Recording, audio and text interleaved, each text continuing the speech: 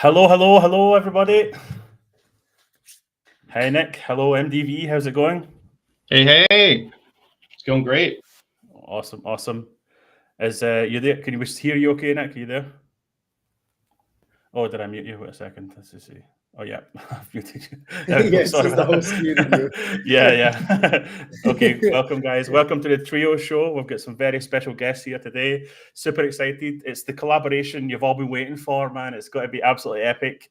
We're going to talk today about MDV and his fantastic collection that's launching. It's actually launching via Signals, which I'm sure you're all aware is a really cool new tool launched by the Gamma team. We've got Nick here, co-founder, who's got a basically give us a huge deep dive into Signals and how it's kind of revolutionizing whitelists and launching projects and stuff. And then I'd love to get some previews of MDV's art if it's possible, and then just go through that. And then we can talk about the drop itself. So yeah, excited to be here. Good to see you, Nick, man. It's been a long time. We've been at this Bitcoin thing for quite a while, actually. So Yeah, likewise. Thanks for having me. Really excited to work with you both. Big fan of MDV's work and of course what you guys are doing at Trio. And yeah, like you said, I feel like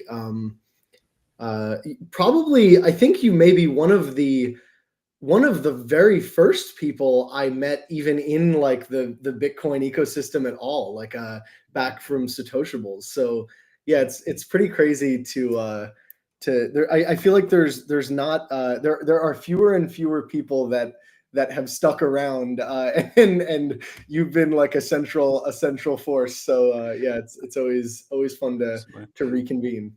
yeah, absolutely. I remember annoying you back in the day, like with my, get this Satoshiables project on Gamma, please, back in the day. And yeah, we were a Stacks project, and then we obviously launched the Ordinals version as well. So it's been quite a journey, and really excited to come full circle here and start seeing how we can launch together with Signals. So yeah, hey MDV, how's it going, man? I'd love if you can maybe give us like a little intro to yourself and your background and stuff, and let tell the good people of Trioland about your work.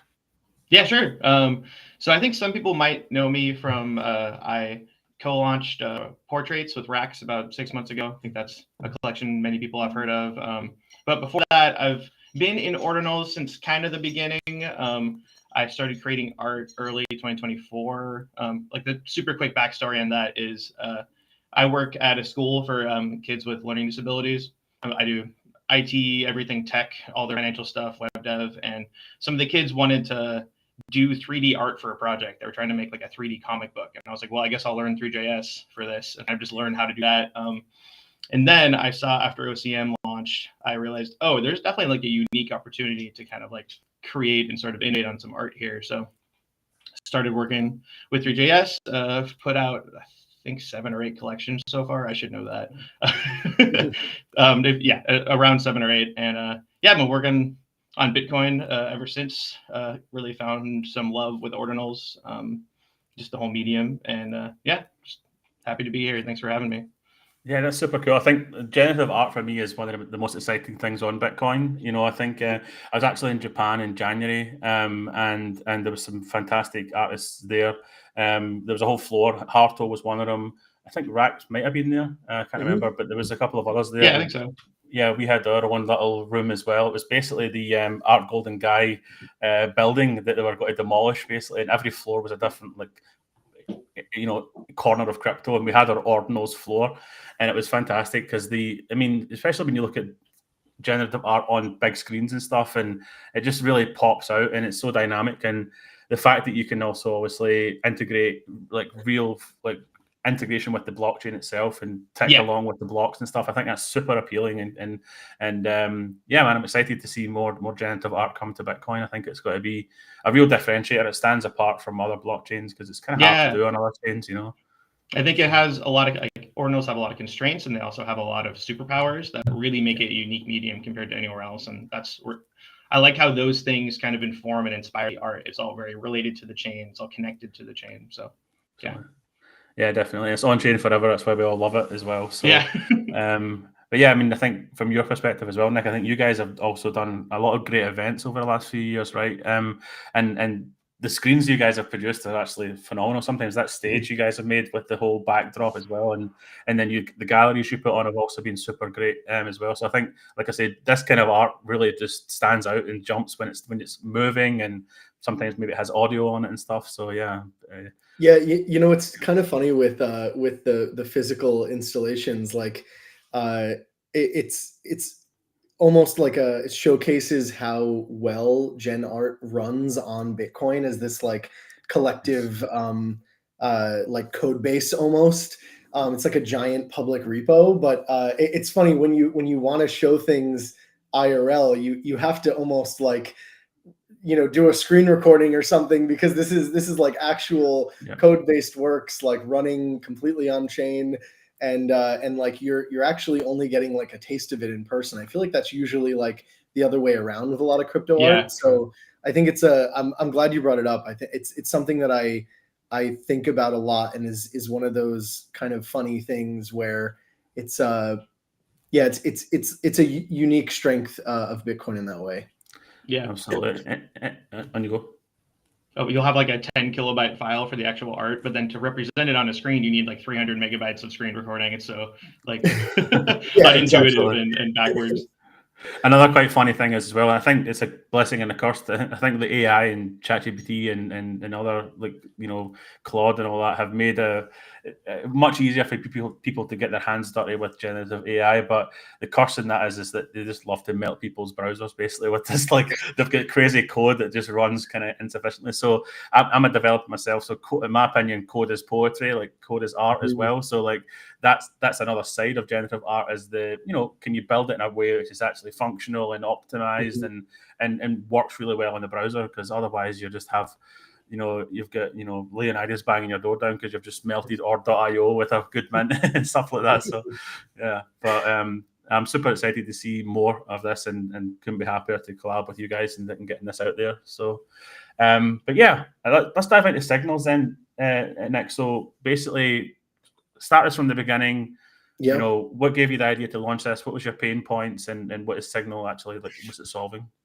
Yeah, for sure. So I think, you know, like something we've been really almost like it's forcibly something that is always top of mind. I'm sure for you guys as well. Like, you know, anyone that's either a creator or working with creators, or even on the secondary marketplace or whatnot. Like, there's this growing problem of launching works successfully, especially in like the age of AI, where things can be, you know, created super quickly, and you can have things that really like balloon up all the different, you know, all the different things that can be created every moment.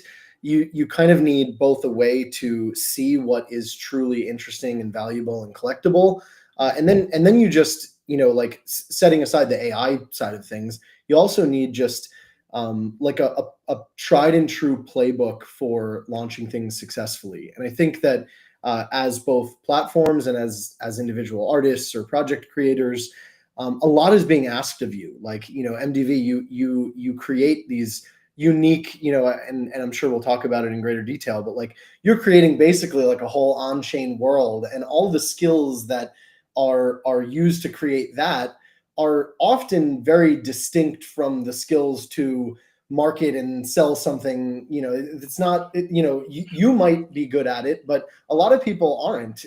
And so it's like, you know, you want to allow the creator and the platform or whatever it is to be good at what they're good at, be good at the technology, be good at the at like the, you know, just like the user experience of it, and hopefully something can be made to make all that other, you know, sales and marketing and just go to market in general easier. And so that's really what Signals is. We call it a go-to-market platform, and it doesn't really have any like direct competitors or equivalents. I like to describe it as like it doesn't really compete with anyone, and it hopefully helps everyone involved. And that's why I'm really happy to be working with you guys at Trio. Like obviously Gamma and Trio offer similar tooling in a lot of ways, and whether we want to be or not, we are sort of competitive in that way. But Signals really is sort of something that stands apart and offers this go to market, and then really you can go to market anywhere. And so you can of course go to market on Gamma, but you can go to market on Trio, you can go to market on Ethereum, you can go to market on Shopify, like IRL physical products. So I think it's a really interesting way of going to market, and the way that I would sort of like frame it in your mind, if you're not familiar with Signals, is it's sort of like Kickstarter meets like an auction platform. And so there's this idea of showcasing and generating demand for something that is upcoming. That's sort of like the Kickstarter component. And then of course you have different marketing automation tools with that, like staying in touch, sending emails to people, collecting their data for whitelist management, all of that kind of thing. And then also you have this sort of price discovery auction component that I think really is where a lot of the value comes from. So instead of, as a creator just coming to Signals and saying, hey, I have 100 items and they're all going to be priced at $100 and that's it. That's basically like just going to mint day. Whereas on Signals, one of like the core pathways that we offer is you come to Signals and you say, well, I do have 100 items, but I want to sort of leave it up to the market to tell me what they think that this is worth. And you can, of course, set a reserve price or a minimum bid. Like you do still have some control there, but maybe the market tells you that it's a little quiet and the market would pay $50 instead of 100. Or maybe you are, very humble and the market would actually pay 300 for your work. And so it's basically like allowing this like true fair price to be determined. And why I say fair price is the auction mechanic that we use is a clearing price auction. So if you're not familiar with how that works, you basically say, all right, we have 100 items available. Maybe we've received several hundred bids. We're going to go to the 100th bid because there's 100 items, and that's going to be our clearing price. And so maybe the bids ranged from $1 to $1,000, and the 100th bid is $150. That's going to be your clearing price, and that's going to be the price that everyone pays. So that, when you place a bid on Signals, you're never going to overpay. You're always going to pay like the fair price.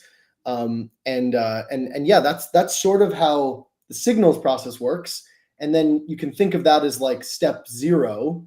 And then you have your step 1, which is the actual mint day, where in this case, you would mint MDV's work on Trio. And now you already know there's tons of demand. We've set a fair, mint price, and everyone's information is already collected.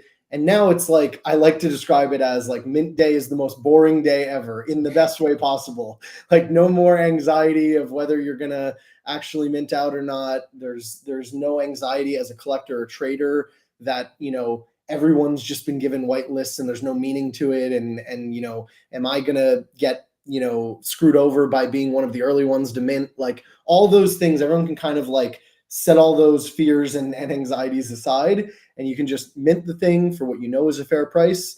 And because it's a clearing price auction and many people were willing to bid above that, it also, in our experience, prime secondary trading as well, where, maybe you had people who had a bit of budget left over and they would have paid $1,000 and they feel like they got it for a steal at $150.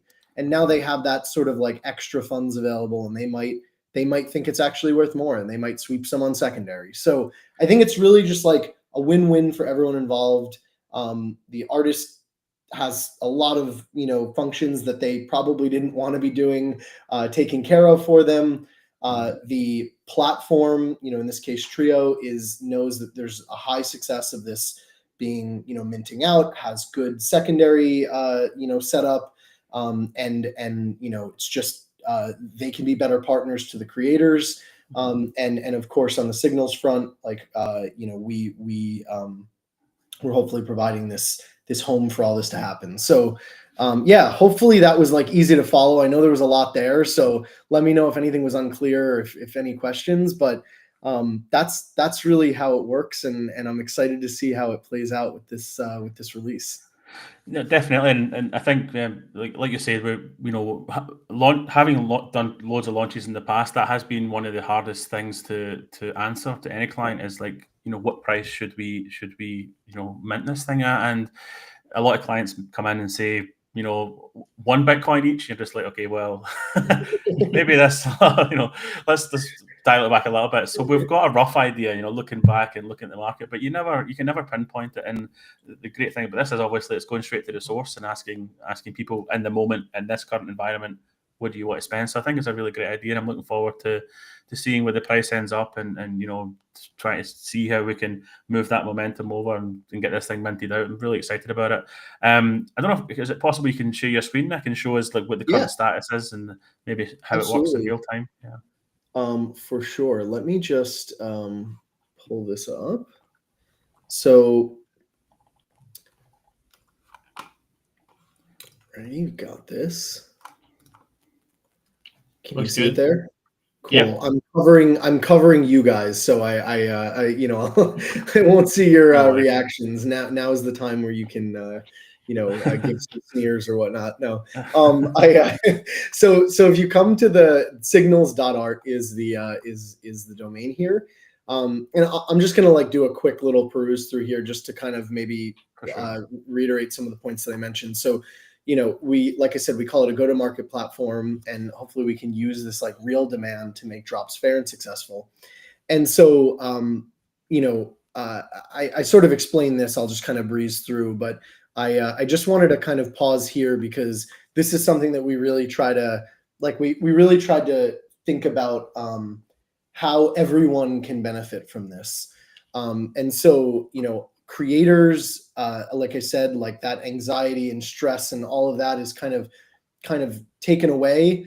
I think also it's very apropos that I mentioned the second one here, which is like selling any drop site, because like I said, Trio is the launch pad for this collection, and we couldn't be more thrilled. Like, you can kind of establish your demand and work through signals, and then you can launch anywhere. And so that in this case is Trio. And so on that front, on the drop site side of things, like really kind of like helping collectors and traders know that they can like safely collect this. Like they're not collecting something that didn't exist yesterday and has botted followers and all of that. Like there's actual skin in the game from those who secure spots, and there's like a fair price that's really good for everyone. And then of course, just to kind of bring that all together on the collector front. So that's kind of the gist of signals, and just to go over like the how it works part here, which I think definitely take a look at this after if anything is unclear. But if you come to signals as what we call backers, just like on Kickstarter, you can find a project. I'll show you MDV's project in a second here, and you can find this project, and if you find it interesting, we call it add signal to that project. And so you can at minimum say, oh, I'd take this project if it was free. And so that's kind of like the step one, is just raising your hand and saying, I like what you're doing. If you have a free whitelist, I'll take one. And then as the project gets more interest and more demand, you can say, well, I wouldn't just take it for free. I would actually bid and pay something for this. And maybe I would pay $25 or $50 or $100 for this. And so you can upgrade that initial signal to a higher bid. And, over the course of the project, if there's more demand and if your excitement rises, you can increase these bids. And by doing so, you'll set this fair price.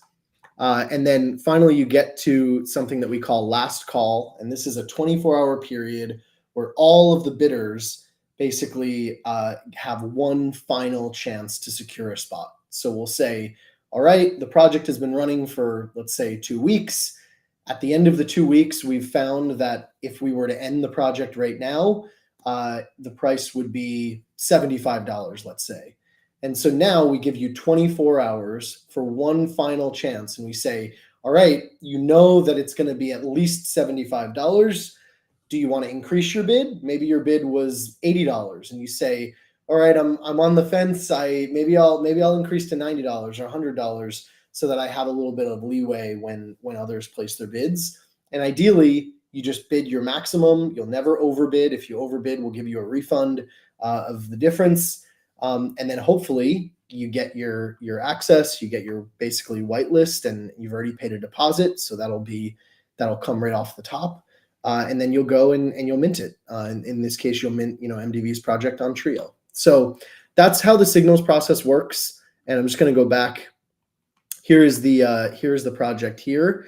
And this is really exciting to see. Like, kudos and congrats, MDV. Like, this basically just got announced like a couple of days ago over a weekend, and it looks like we're already at 25% signal. And so what that means is, of the 200 spots that are being offered, the 200 basically items that are being offered up, already more than 50 of them are spoken for. And what does that mean, spoken for? Well, it means, that somebody raised their hand at least for free. But in this case, we can see that the average bid for these 51 spots is $24. So already there's like this established sort of average.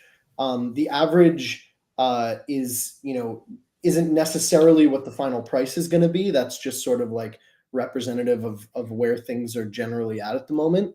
And of course we have some other statistics here too. You can see like the number of people that are bidding and how many bids they've placed, and as the project progresses, you'll see more of this data appearing and more information. So we could like dive into the project itself and kind of what you can explore here to learn more. But I guess I'll pause there for a second in case you guys want to add anything in or ask any questions or whatnot. No, so far it's really cool. Yeah, it's absolutely amazing. So basically, if you scroll down there, you have got information about the project. Then, that's Yep. cool. Very Yep. cool. Yeah, so there's a video here. You guys should totally watch this video. I don't know how it would come across on this stream, so I'll kind of click through it. But it's really cool. Like, as you're going through, I mean, this is like.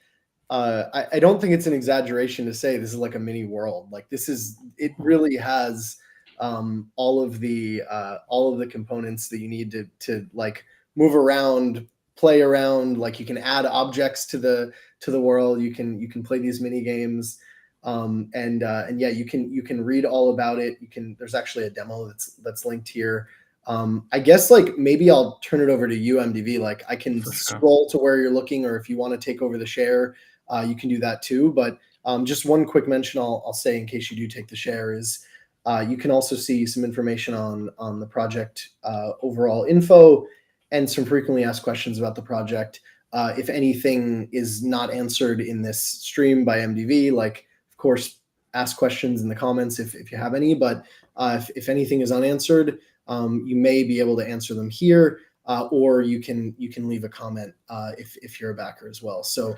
One quick question then about signals. So when it gets to the 200 spots, does it close, or is there an overflow kind of thing? So it's going to run for the full 9 days, 20 hours that's here. And so similar to a Kickstarter project, like there might be a goal of 200 spots, but really we're letting it run for 10 more days.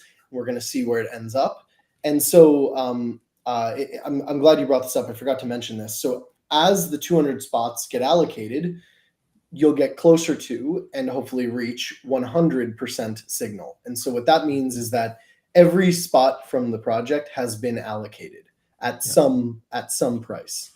But as you get more spots of interest, like let's say there's 300 people that are interested in this, now you're actually going to have over 100% signal. Let's say 150 or 200% signal.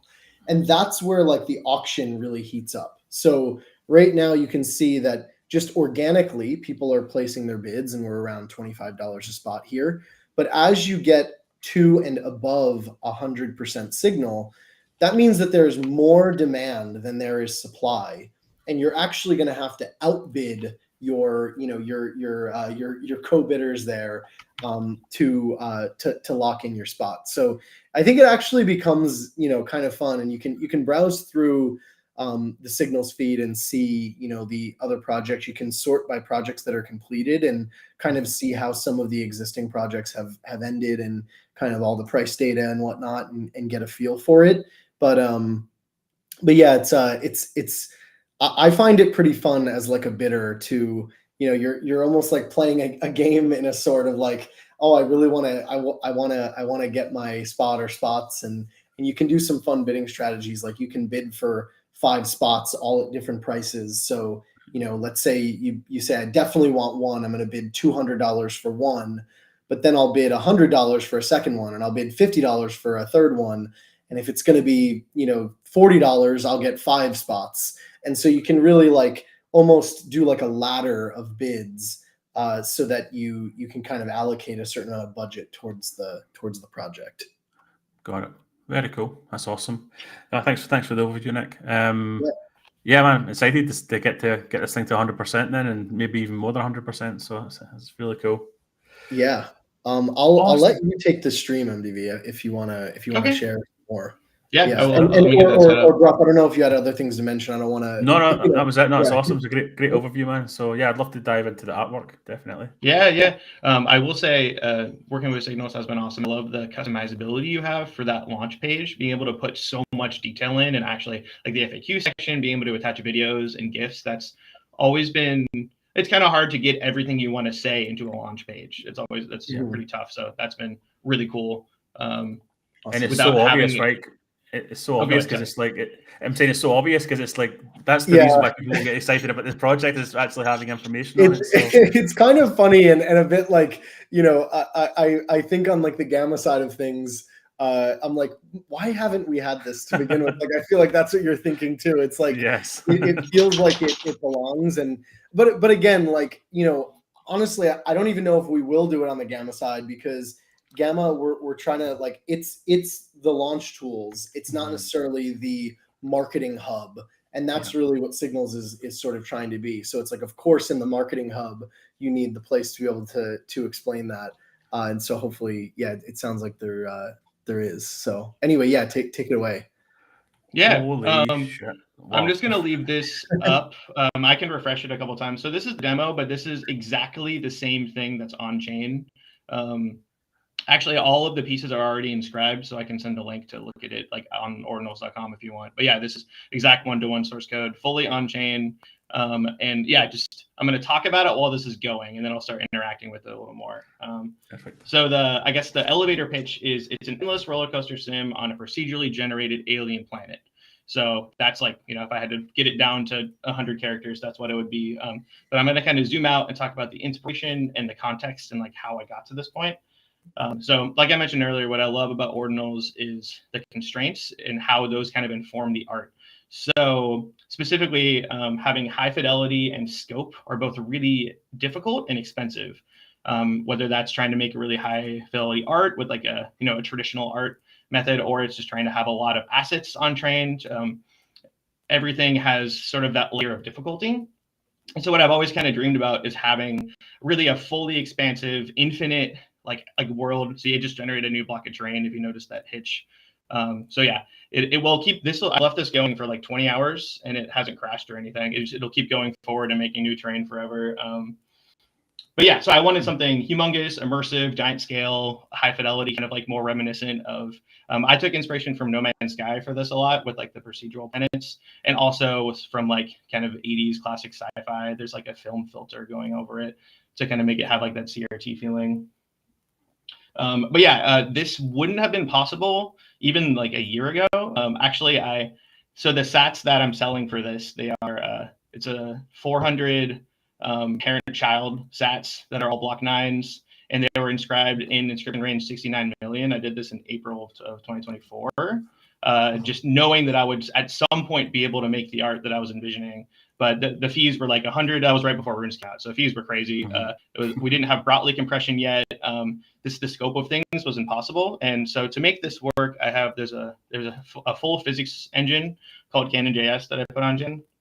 And there's also this terrain generation engine called 3Terrain, both of which would have been huge and impossible to do for like a single artist back in the day. Yeah, and so that's happening now. Ooh, it looks like we got generated underground. That's also kind of cool. Yeah, so this is one use case of the art is just kind of leave it on a monitor and have it be running, and it'll just keep going forever. This could be like at your house or something, or at like an exhibit. But here, I'm gonna just refresh it and have it generate a new set. This is like the experience of loading the page as you'll load down into this. And I'm going to start going into some of the interactions. So it is a piece of art you can just leave up, but it's also very interactable. So I'm going to push F here to go into first person mode, which I'm now just using like kind of Minecraft controls. Looks like we got a pretty snowy one on this load, which is pretty cool. Oh yeah, each piece will have like the terrain of your piece will always have the same biome. It'll make new terrain forever, but like your biome and your color scheme and your slope and all that will be the same for your piece. But the weather, the water level, and all that kind of stuff will dynamically generate. So I can start just like shooting some stuff. I can push a Z, which changes it from moving objects to static objects, and I can push Q to change it into squares, which will let me like literally just do platforming in my own world, which I think is pretty cool. Wow. Very Minecraft. That's awesome. Yeah, very Minecraft. There's like a natural buoyancy property from the gravity.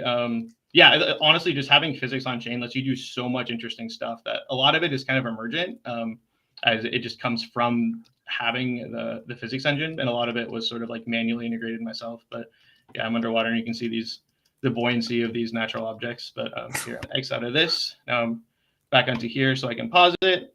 And then this is orbit controls. So I'm sort of looking at my world. Looks like this one we generated pretty far above the clouds, which I think is pretty cool. I'll open up this menu just to maybe make it a little more clear. Here's a list of the keyboard controls, but everything you can also do by just clicking on stuff up here. Here, I'm going to hit X to enter debug mode. So this effectively removes all the limits on the scale and lets you zoom out really far so you can actually see what the world is that's been generated. It makes your cart really big so you can kind of see its progress. But I just unpaused it, and then I can go to coaster controls, and I can make it go a lot faster. And we'll have it go until it hits a new block. Yeah, so it just generated a new block of terrain and unloaded what was before it. Yeah, so this is, it's sort of like Minecraft where it doesn't keep everything loaded in at once. It'll procedurally generate new stuff and like dynamically unload what's behind it. Here, this is a little hard to look at. But yeah, there's to stop the browser melting, basically. Yeah. Yeah. Oh, I have noticed. I also have like a pretty new MacBook, and it hasn't really lagged that much. My 6-year-old phone can still load it, but it's more like 30 FPS as opposed to 60. Nice. There's a performance monitor that you can have. There's also, if you do have like a lower powered machine, so the water is the most expensive thing. I don't know if you can kind of see it's doing reflection. It's essentially re-rendering the whole scene through that obfuscation of the distortion. So if you're having issues with that, you can actually turn the water quality to low. And now this is just loading a flat texture, and it's saving a whole bunch of computation. Also, it'll dynamically adjust the pixel scale. So if you go below 30 FPS, it'll literally just lower the resolution until it finds like a equilibrium. Ooh, we got a new block. So every time it detects, it's always listening for new blocks to happen. So you'll notice the cloud density just went down. Also, the like rain turned from falling rain into like slowly falling snow particles. That is all due to the block data that just happened. So a really busy block, you'll have a bunch of clouds. Actually, I can, instead of just talking about it, I can simulate it. So we can go to block reactive. Yeah, so we had 3 sats VB, which is actually kind of high for recent times. But here, let's go out of debug mode and back into, oh, I forgot. I made it really fast. Maybe get slower again. Oh, you got to see the FOV, the like smearing effect when you go really fast. Here, I'm gonna do that again. So it's sort of like zooms out when it's going really fast. Anyways, let's come back above ground. Slow down a little bit here. I'm gonna pause and kind of do a little exhibit on the, so yeah, with this menu, I can sort of override what would have happened in the last block. So if I turn this up, this is just more transactions would have happened. So it's higher cloud density, still procedurally generated. But if I make this go all the way down to 0, you see the clouds fully go away. And then there's sort of this like snowfall particle. It might be a little hard to see, but there's some falling snow. And if I increase this up, it turns into rainfall past a certain point. Block elapsed changes the like current. So as the block progresses, the current of the water gets faster. So we have to see what happens when the runes madness happened and it went to 1,000 sats per VB. I mean, what does that do? Is that just chaos? Avalanche. Yeah. So right now that would make it very chaotic. Another thing that I did with this, so I mentioned that I sort of like inscribed this art kind of after the fact on those 400 sats. So I'm using what's called sat -1 endpoint. Here, I'm just going to go over to this is the web page, which just has like sort of a demo going. But yeah, so I can change this code in the future to integrate new stuff whenever new things become available, new libraries, new ideas that I have. And also if we're in a completely different fee environment, then I could just be like, hey, this is crazy. There's a million clouds all the time. Let's do something to make it a little bit more responsive to the current environment. So yeah, it can continue to be living and growing in the future. Trying to think. Very cool. Yeah. Any questions? There's other stuff I haven't mentioned, but I've been yapping. So. And no, I'm mind blown, to be honest with you. I mean, this is all in the browser, which is just incredible to see, man. I think the fact that you've got it procedurally generating new terrain on Bitcoin blocks with Bitcoin data in it is doubly blew my mind.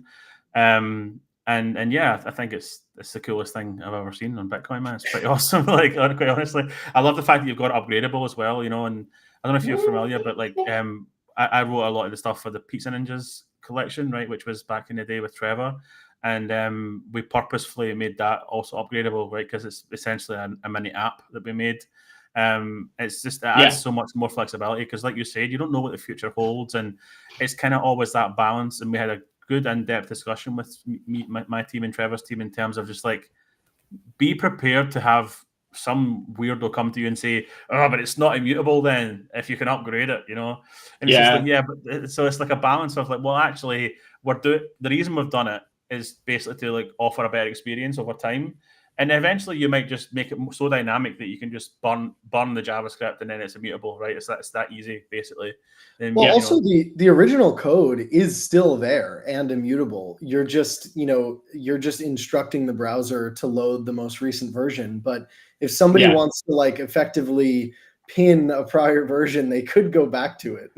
That's true, but as a project friend, like MDV could literally just like upgrade it to show the trolling meme, you know, whatever it is, the YouTube video. What's it? Never Got to Give You Up. What's that called again? It does have some trust in the creator. Also, what I could do, so it's all just if I reinscribe the SAT, there's a new version of the code, right? So I mean, I could just send it to a burn address, and then I wouldn't be able to do that anymore, and that could prove that I did that. So that would be like, if that was a concern in the future, but obviously I'd wait until after release. There's always like someone's like, hey, this doesn't work on my BlackBerry, or like I'm using Edge, like the old version of Microsoft Edge, and it doesn't work. Like 100%. So I like to have, or like some old version of Safari. So I like to have the ability to be reactive to like issues like that. Absolutely, especially with the on-chain component as well. Like it's just almost impossible to just test everything. And we found the same thing with Pizza Ninjas. I think within the first day we already upgraded Pizza Ninjas because we found a bug on mobile or something. So and the way I explain it to people as well when they comment on this, it's like smart contracts essentially, you know, and let's just take Ethereum smart contracts, that token URI like call can be changed, right, if the smart contract allows it. But normally in some smart contracts there's like a lockdown function as well, and that's essentially like on-chain locking it down. I see the burning the JavaScript thing as the equivalent of locking down a smart contract immutable wise, you know. It's exactly the same concept. Yeah, totally. I think I'm trying to think of other stuff I haven't mentioned. Oh yeah, there's this mini game which I really just wanted to be like kind of accentuate the interactivity. So I mean, it's relatively simple. It's collision based, but like the balls will bounce off, and you'll get bonus points if they ricochet into something else. If you get enough points, you'll level up. So yeah, it's a relatively simple, but it is also like there's a level up text.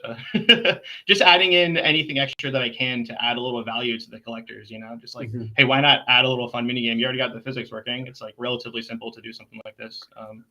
That's very cool. So 2 questions. The debug menu there, is that going to be in the live collectible as well, or is that just off? It will be, yeah. It'll be live. Wow. It disappears after a few seconds. But yeah, all of this, I want this to like feel, I think the most fun I have with this specific collection is just like going in here and messing around with stuff, just changing the sliders. I like that it's very like tinkerer oriented. So if you want to like go in, you can change the way the effects are, the shader, you can change the water, you can take screenshots of recordings directly from this. Also, yeah, it's VR enabled. I don't think I mentioned that yet, but yeah, I've tested it on Oculus Quest 3 and 3S, and it's very performant. It does make you a little queasy when you go on big drops because you're like inside the roller coaster. But I guess that's a feature, not a bug. Yeah. But yeah, this menu will be here, but if you don't interact with it for a while, it goes low opacity, and then eventually it'll disappear. You just have to kind of remember that it's up there. Very cool. That was going to be my next question. It was about VR, because it definitely looks like it'd be a crazy thing to put on in VR, especially when you're literally going out of the stratosphere and coming back down underwater. Like it's kind of pretty damn cool. It's a lot. That's kind of where I got inspired by. Like when I first bought the very first VR headsets, like 10 years ago, one of the first things I played was a roller coaster sim. It kind of makes sense. It's very like, it's a visceral, it's velocity, it's first person. It makes a lot of sense. So yeah, I was like, oh, this would be cool. What if I did this, but on Bitcoin? Absolutely. I'd love to this is not really related, but kind of related in a weird way. But like, what's your thoughts on the metaverse, right? Obviously, we all lived through 2021. And the metaverse was the promise of greatness. We're going to get Ready Player One, overnight, according to all these teams. Nothing really came about of it. Like it looks like a metaverse to me. Like, I'm interacting internally with it, obviously. But do you guys have any thoughts on metaverse, and do you think it's got to be a thing in the future? Do you think it's got to be maybe a collection of like collectibles like this, where you can maybe hook things up and start using that technology that people can collect? Like, what's your thoughts on that? I don't know. I'm not like specifically a big metaverse development guy, but I do think as tech gets better, it's a really appealing concept. I think Bitcoin makes it kind of hard because you can't really do live data transfer with something that's fully on chain. And so my priority has always been more so prioritizing fully on chain. That's like the first priority. And it's like, what can I do with that? But I don't know. I think that it's something that humans are naturally curious about and want, and I could see the interest in it increasing over time.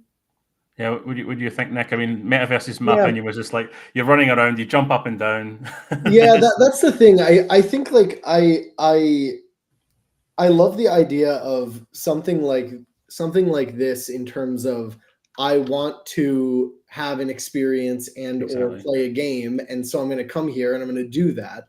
Exactly. I don't want to live here. Like I'm gonna enjoy it. I'm gonna, like I'll collect one and I'll like experience it and have fun with it. But yeah, I don't know.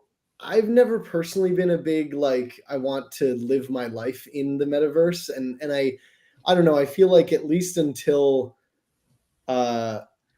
it's better than reality. That's the thing. Like while it's not better than reality, why would I want to do it? But like from a game playing perspective, like absolutely. I think that's totally right. And it kind of leads me to the next thing, which is I think this itself as an experience, it's a really cool game, and it's a really cool collectible you actually own, and a really great piece of art, I think, in my opinion. What the next logical step would be for me is like maybe some sort of on-chain state. If we can figure that one out, that means that you just mentioned you can add blocks there, like a Minecraft style thing. Wouldn't it be cool if you could like build that and then somehow, I don't know, export something that you then reinscribe, and then it creates this kind of state? I don't know if it seems that you've been thinking about that. Maybe I was going to mention I built this like almost a year ago, kind of as a demo for that, of like an on-chain seat. So I just did this as a beta, and I airdropped it to a bunch of people who hold my collections. But essentially, it is like just very basic Minecraft setup where you can build something and then you just download that as a JSON, and then you upload it as a child to like each of these sort of gray areas is like a parcel, I think is what I called them. And if you inscribe a child with your JSON data, then it'll stay permanently. So someone built this really cool like maze thing. Someone built this tree that you can go up. Yeah, and this was just like my first sort of attempt at like, okay, what if we do like permanent state management? So I've thought about adding this into future projects. It's sort of, it gets a little complicated when you think about how you would want to do that. And it's like, then it's shared world as opposed to each on your own world. But yeah, if there's interest in that, I would definitely do it or work towards it. Yeah, I'm just a fan of on-chain state, given that the stuff lasts forever. And a very, very, very, very simple thing was the Experiment 9 that I coded for that team as well. I did the collectible for those guys, pixel art, but they wanted some sort of on-chain thing as well. And what we did was very simple, where it was just a little speech bubble, and it was using, you just inscribe a new child, and as long as that child was a certain format, it was a JSON, it was the right properties, then it would be a valid speech bubble, and then you can just keep adding children to it, and basically, the speech bubble would be the state on chain. So I like all this kind of stuff, and like I really I like that you're looking at that, because I think that I think you've got to make something pretty neat if you can essentially replicate Minecraft on Bitcoin on chain. That's got to be super appealing for people, I think, to play. It was a lot harder back when I built that. Fees were way higher. This was probably like June of last year. And so I was like, inscribing all the textures and everything and like the mobile controls, that's being a nightmare. But now it's like maybe feasible again. Yeah. Could be. Might take a and Brotli compression as well obviously helps. Yeah, Brotli's huge. Which was definitely not a thing I knew before Ordinals. I didn't have I learned also about this thing called a Brotli bomb. Have you heard of that? No, what's that? So Brotli compression basically works where it just looks for pattern recognition. So if there's the same character over and over again, it can collapse it down, and then that's how you can save so much space on these text files. So it just essentially collapses down repeating patterns. So what you can do is, or if you're a bad actor, you can essentially do like a zillion X's, for example, just in a text document, which adds up to a terabyte basically, and then you Brotli compress it down to literally under a kilobyte. You upload that to someone's server, and then they'll try to serve it and unzip it, and it just melts their whole server. It's called a Brotli bomb. I think that the likes of Cloudflare and stuff are really good at fixing that kind of thing nowadays. But I thought it's just such a cool. That's crazy. Yeah, exactly. On the subject of compression, and it sounds like there's probably not going to be a great solution for it because of like royalties and licensing. But I recently, maybe this is something you guys knew, but I recently learned about like the history behind. If you have an iPhone and you like send a photo, let's say you airdrop a picture to your computer, it always airdrops as like the hike file, like HEIC. And I'm always like, why is it sending as a hike file? Like that's not like usable. So it is far more optimized than like a WebP even. It's dramatically more efficient. And it actually uses the same compression algorithm that H.265 uses. So that's part of why it's so effective, is like it's video tech being used for images. And so it's you can achieve crazy compression, but only like Apple, Canon, Sony, and like Samsung or something like that own the rights to use it. So they can use it on the phone, but then if you get to a browser, only like Safari can actually like uncompress it, and like Google and Firefox and others, like they don't want to support it. So it's kind of a shame. Like we literally have this tech that exists that can compress things probably another 30% beyond a WebP, and then you could probably do Brotli on top of that. But because of licensing, we can't really benefit from it. That's Apple for you, man. But I think I'm always daydreaming about someone suddenly inventing some amazing compression algorithm. I don't know if you guys have ever seen Silicon Valley before. Yeah. I was thinking that. As soon as you mentioned it, I thought of that. Yeah, Pied Piper. Where is Pied Piper nowadays to help us with these subscriptions, man? But no, NDV, this is actually super cool, man. Like, as I say, I'm super bullish on things like this on Bitcoin, and you've done it so amazingly in terms of tying it the blocks and everything, and it looks so smooth and interactive. So I'll be definitely getting one. I'm going to get my Signal on. Appreciate it. Thank you. Likewise. Definitely got to get one. And what does MDV stand for? Is it some sort of a? It's not interesting. It's just my initials, like my real. Oh, okay, cool. All right, cool. Well, I mean, it stands for something important then. Yeah, it's a cool name, man. It's definitely cooler than Bruffstar. So that's what I'm. Hey, Bruffstar's cool. It is cool when people introduce you on stage and like the fucking Bitcoin conference is Bruffstar. It's just like, people forget my real name, but anyway, it's all good. No, very cool. So each piece will be basically unique then, in a sense that you mentioned. There's going to be some fixed characteristics, right? Yeah. So I'm using it's called a pseudo random number generator. I inscribed it a while ago. It's called Alia. I've been using it for most of my projects, but essentially I overwrite the math.random JavaScript function with a call to that, and that's seeded with your inscription ID. So every random choice that it has to make, it's done via the inscription ID, and it'll make that same choice every time you load it. So like all of your train generation input pieces, like all of the seeding function will be the same. So you'll have the same biome setup. It'll generate infinite terrain for everyone, but your specific biome and colors and slope. I have this is terrain analysis. I also put a terrain analysis sort of add-on on chain. So all of these parameters are generated that are unique for your piece. And that also affects the colors, which aren't listed here. So what you're getting when you get this is sort of, like your own infinite world that is going to be the same for you. Nice. And the HTML itself, is there any, I guess you wouldn't really need any HTML inside the individual files, or is it using delegation, or like what's the file size like in terms of? I actually, because I inscribed all this before delegation, it's just effectively the piece you have itself is an iframe that's has the SAT-1 endpoint inside it. So it's like a window to the code piece, and it's passing in its own inscription ID as a query parameter. That was pretty technical, but that's how it's working, which is kind of the same as delegation. It's just like before delegation was supported by all marketplaces and platforms. This is like what I was doing. This is how a lot of my earlier generative art stuff worked. But there's no issue with it. It's pretty much the same. No, of course not. Of course not. It's just I was just interested because the delegation thing is actually quite a neat trick, especially if you're using the inscription ID as the seed. Then you get that with the delegate, but you can just delegate the things. Yeah, and it's obviously the smallest file size is delegation. That's how Portraits works, and that's how like everything I've done since then works. But this is awesome. It's like one step below, but before that.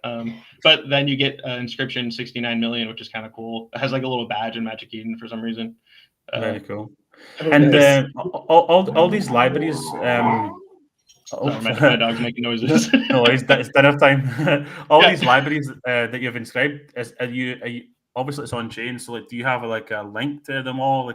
I've always thought that's missing, and actually in Ordinals is like some sort of library. I actually own the domain name ord.lib. So like, if anyone wants to build this thing, feel free to use that domain name. Honestly, like the best equivalent I have of that, you've probably seen it, is that I don't even know who maintains it, but the Ordinals public goods like GitHub page, and it's literally just like some random person put together this like little it's like an issue or a PR or something with just a bunch of links in it, and that's all it is. And yeah, you should totally host that on. I know. I wish I had time, man. I've got loads of ideas, but like, obviously, as you know, Nick, it's just finding the time. But like, I'd love it if you go to a website, you can see fonts, you can see JavaScript libraries, like all these modules that MDV has created. Like, it'd be super useful to get all these collated, because that's the beauty of Bitcoin, man. Like, especially Ordinals, you can just compose all these things together. Like, I'm guessing MDV people can take your engines and just rock with it, right, and build stuff. Yeah. The terrain engine I put on chain, that should be usable by anyone. It's pretty cool. And same with the Canon. That's all publicly available, because this piece is using that sort of, it's not like a delegate, it's using that SAT-1. It doesn't show all of the recursive submodules, but this one would. If you were to click on this, it would show all of them. But yeah, they're all in this wallet, which I can post if people are interested. I'm gonna once we kind of get the supply fully determined, I will add it as a collection to Magic Eden, but I was going to hold off until we kind of decide the price and the collection to get all of that kind of solidified from Signals. Nice. But yeah, And I just and go ahead. it's working okay on ordinals.com and everything. It's just Oh yeah, ordinals.com. Can hit. I'm gonna do. That should auto resolve. Yeah, it's fine here too. So cool, man. Yeah, and they're all. I don't know if people still care about parent-child and rare stats and all that stuff, but it is parent-child and it's on Block9's. I think they definitely do. I mean, I think parent-child's becoming more appreciated. for sure. Yeah, I think it just it's like you might as well add that one piece of extra value, if you're going to choose the best canvas you can, essentially. Mhm. Absolutely. But yeah. I mean, rare sats, and I think if you've got to do all the bells and whistles you can, that's what makes ordinals really stand out, in my opinion. And you seem to be totally. you're ticking all the right boxes, in my opinion, for me, what I like to collect. So, yeah, and obviously you've made a whole website for this thing as well. So it's like, if people can't see the dedication here, I don't know what to tell you, man. Some people are, as I say, they chat GPT some things and then they try and YOLO into it, but the time and effort you put into this is quite astounding, man. So this I made this website before I figured out that signals was an option too, and then that was so cool, just like being able to. I mean, I kind of ported most of it over, but having this much as like for every creator is going to love this. The ability to just like send over assets and send over their text, and then have an awesome website be made for them. So cool. Absolutely. Also, you have the updates there. You can post if you have like any alpha that you add throughout the course of the next 9 days or before mint day. And this is actually private only to backers. So if you post an update here, only backers will see it. So yeah, it's kind of like it's a nice place to drop a little alpha or whatnot. That's very cool. Yeah. Well, I'm gonna, I guess, stop sharing unless there's anything else you guys want to see. No, that was a great demo. You've got me hyped, man. So that's good. But yeah, I think we can start wrapping up as well, guys. And next steps is basically get on the signals, get your bids in, let's get this thing well over 100%. I'll be doing that as soon as we get off this call, and then once that happens, I guess stay tuned on the signals and the Gamma and the Trio Twitters and MDV's Twitter for the go live dates and everything. And that's it. Perfect, man. Thank you so much for spending the time with us, guys. It's been really informative for me.